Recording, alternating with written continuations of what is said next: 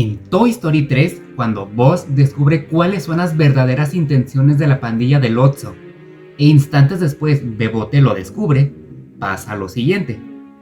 Estos lo sujetan con fuerza y le colocan un títere de calcetín hecho a mano.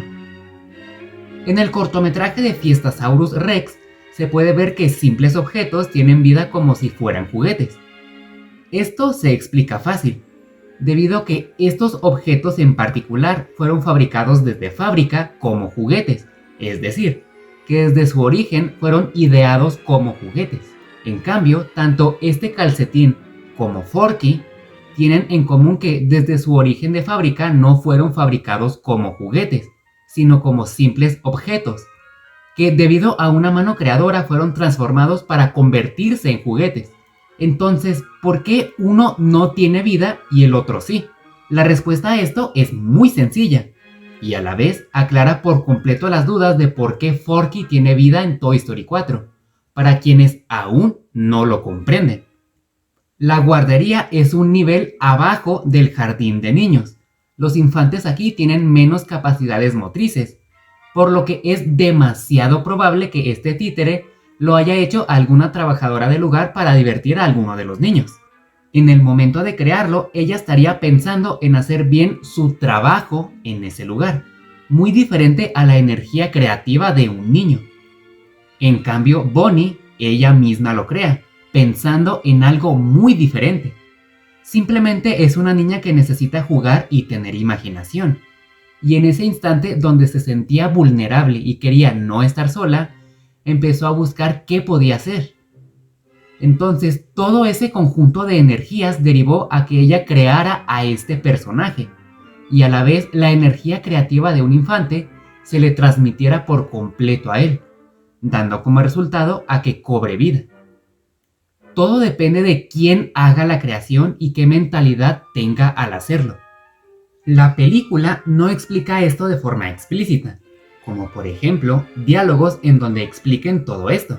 Y eso es porque Forky no es el protagonista de la película, ni es el foco central de la historia, ni tampoco esta cuarta entrega fue creada debido a él. Mucho menos se hizo Toy Story 4 para vender tenedores a precios altos. Forky existe en la película para poder unir y que puedan surgir los elementos principales, que vienen siendo Woody, Betty y Gabi Gabi.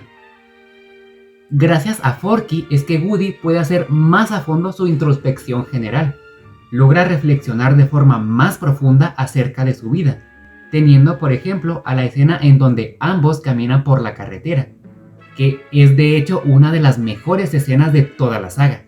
También gracias a Forky es que Woody puede reencontrarse con Betty, luego de tantos años de no verla.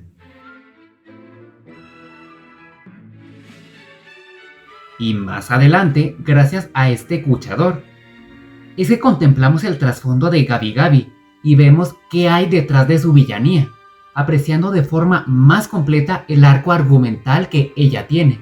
Forky existe en esta película para sacar el lado más interesante de estos personajes en esta historia.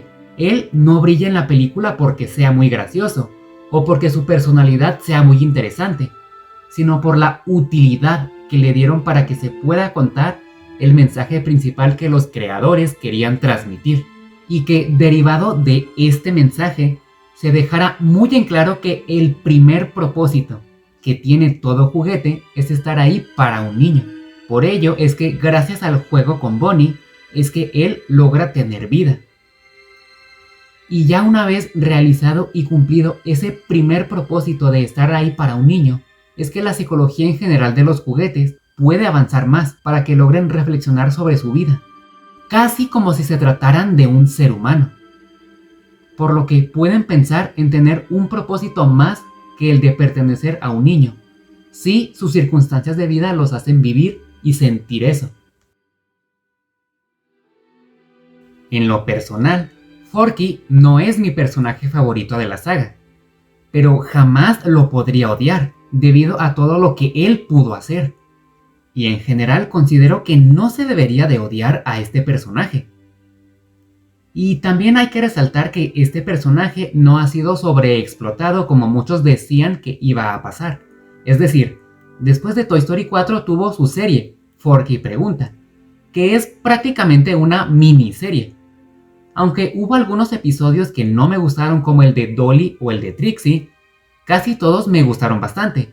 Sorpresivamente tienen un muy buen guión para tratarse de episodios de solamente 3 a 4 minutos.